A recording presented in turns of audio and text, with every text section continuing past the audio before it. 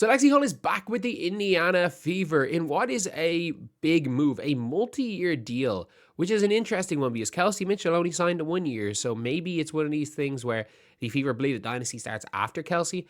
But keeping Lexie Hull's big, what does Lexie Hull do? She is the best player in the WNBA at drawing charges.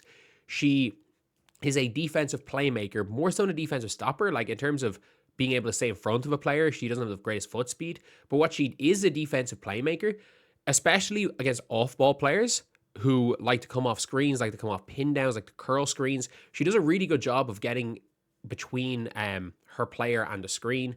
And a lot of the time she will draw 1 to 2 offensive fouls a game off the other team's either their best bigs on the screens or their best guards going to the basket. She gets very important steals. She basically won them a playoff series off a steal.